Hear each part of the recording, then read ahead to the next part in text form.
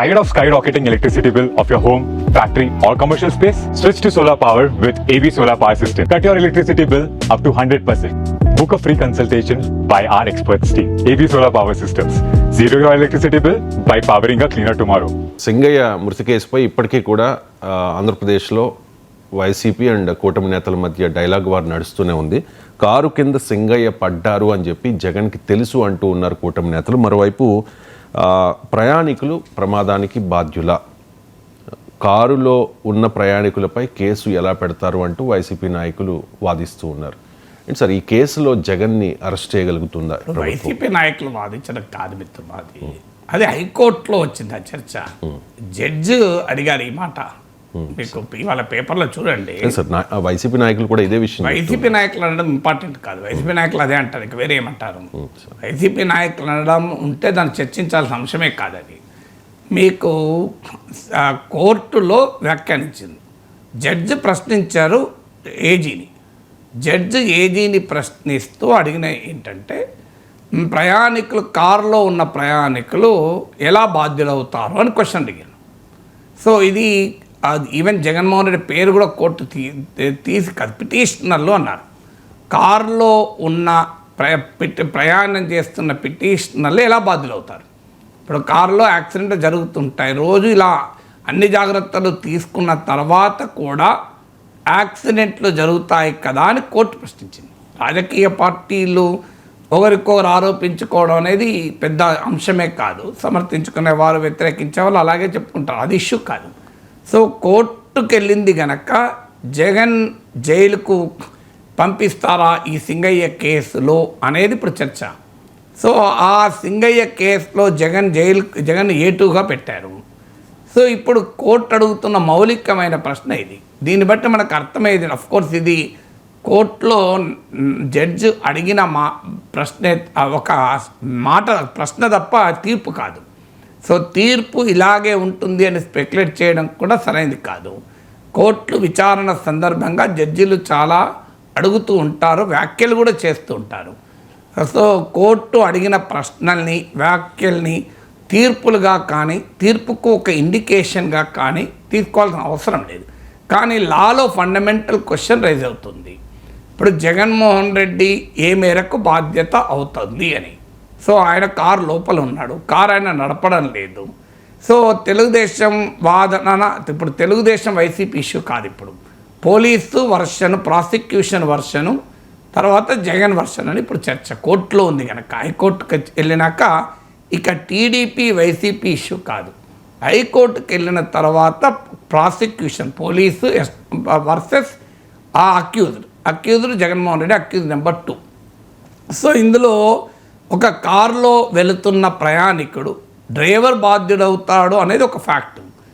డ్రైవర్ది criminal నెగ్లిజెన్స్కి ఒక scope ఉంది. మరి లోపల ఉన్న వ్యక్తి, ప్రయాణం కూర్చున్న వ్యక్తి ఎలా క్రిమినల్ నెగ్లిజెన్స్ అనవచ్చు అనేది క్వశ్చన్.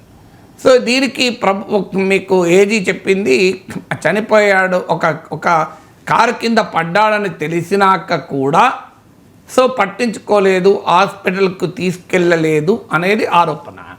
అది ఎంత మేర కోర్టులో నిలబడుతుందో తెలియదు. ఎందుకంటే జగన్కు తెలుసు కారు కింద పడ్డాడు అన్నది రాజకీయ ఆరోపణకు పనికొస్తుంది తప్ప లీగల్గా పోలీసు ఎట్లా ఎస్టాబ్లిష్ చేస్తుంది?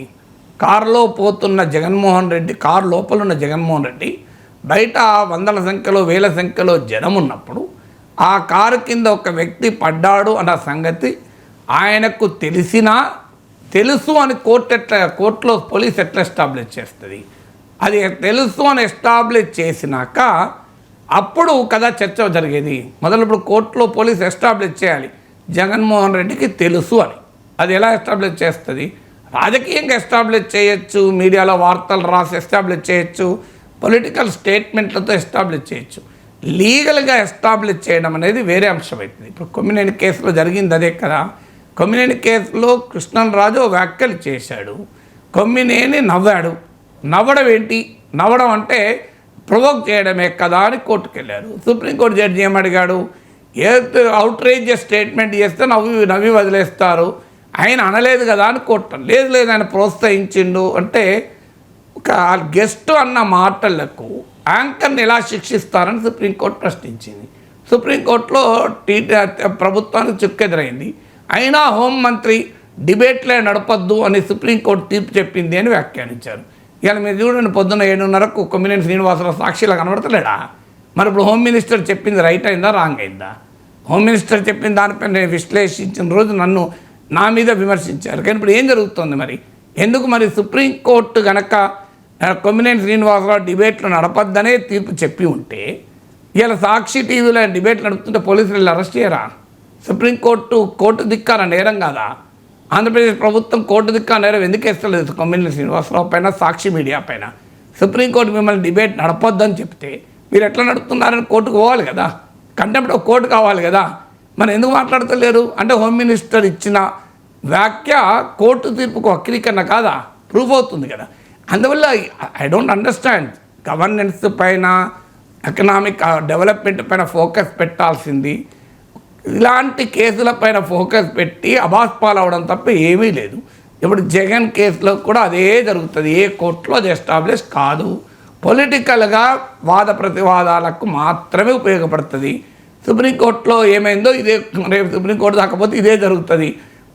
కారులో ప్రయాణం చేస్తున్న వ్యక్తి కారు కింద ఒకరు పడితే బాధ్యులవుతారు అంటే, మరి పుష్కరాల సమయంలో చంద్రబాబు నాయుడు పుష్కరాల స్నానం చేస్తున్న సమయంలో తొక్కిసలాటలో చంద్రబాబు నాయుడు కారణమని ఆనాడు వైసీపీ ఆరోపించలేదా? చంద్రబాబు నాయుడు మీద 5 ఏళ్ళు జగన్మోహన్ రెడ్డి కేసు ఉన్నప్పుడు ఏమైనా, సీఎం ఉన్నప్పుడు ఏమైనా చేయగలిగిందా? తెలుగుదేశం పార్టీ బహిరంగ సభల్లో తొక్కిసలాట్లో 5-6 చనిపోయినప్పుడు చంద్రబాబు నాయుడే చంపించాలని చెప్పి వైసీపీ ఆరోపించలేదా? కానీ ఏమన్నా అయిందా? అసలు ఈ వివేక హత్య కేసు ఏం కానప్పుడు ఈ సింగయ్య మృతి కేసు, పాపం దురదృష్టం సింగయ్య మరణం, కానీ ఈ సింగయ్య కేసులో జగన్కు జైల్లో పడతారు. వివేక కేసులోనే చంద్రబాబు నాయుడు అధికారంలోకి వచ్చి దాడిపోయింది, ఇప్పటివరకు ఏం కానప్పుడు. సో ఇక నీకు ఏమవుతుంది దీనిపైన? సో ఇది అవుతుందా ఏమన్నా? సో అందువల్ల మళ్ళీ ఒకసారి ప్రభుత్వం అబాస్పాలు కావడానికి మాత్రమే ఉపయోగపడుతుంది. మరి ఎవరు పొలిటికల్ అడ్వైజ్ ఇస్తున్నారో ఇలాంటి అంశాలపైన జగన్ ఎదుర్కోవాలి అంటే అసలు ఐ డోంట్, నాకేం కామన్ సెన్స్ అందని అంశం. ఎలా నువ్వు ఎస్టాబ్లిష్ చేసి A2గా ఆయన జైలుకు మొత్తం ఏమన్నా సింగయ్య కేసు మీద లక్షల కోట్లు తిన్నామన్న CBID కేసులోనే 11 ఏళ్ళుగా జగన్ జైలుకు పంపినరా? అంతకుముందు పంపింది కూడా కాంగ్రెస్ ప్రభుత్వం. టీడీపీ ఎప్పుడు చేయలేకపోయింది కదా అధికారంలో. 11 ఏళ్లలో ఈ 11 ఇయర్స్లో తక్కువసేపు ఉన్నారా? మీకు కేంద్రంలో రాష్ట్రంలో అధికారంలో ఉన్నా కూడా ఏం చేయలేకపోయారు కదా. అందువల్ల ఇప్పుడు 1,00,000 కోట్లు తిన్న కేసులు ఏం కావు. మీకు వివేక హత్య కేసు లాంటి కేసుల్లోనే ఏం కాలే. ఈ సింగయ్య మృతి కేసులో జగన్మోహన్ రెడ్డి వెనకాల కూర్చొని క్రిమినల్ నెగ్లిజెన్స్ పాల్పడి ఎస్టాబ్లిష్ చేసి ఆయన జైలు పంపగలుగుతారా? కొమ్మినేనే పంపలేని వాళ్ళు జగన్ పంపగలుగుతారా? సో ఎందుకు ఇలాంటి కేసుల్లో ఇంత హడావుడి చేస్తున్నారో అర్థం కాని అంశం. దీనివల్ల నీకు అనుకూల మీడియాలో ప్రచారానికి, పార్టీ వర్గాల్లో సపోర్ట్ కొట్టడానికి పనికొస్తుంది తప్ప సబ్స్టాన్షియల్గా నిలబడే కేసులు అయితే కావు.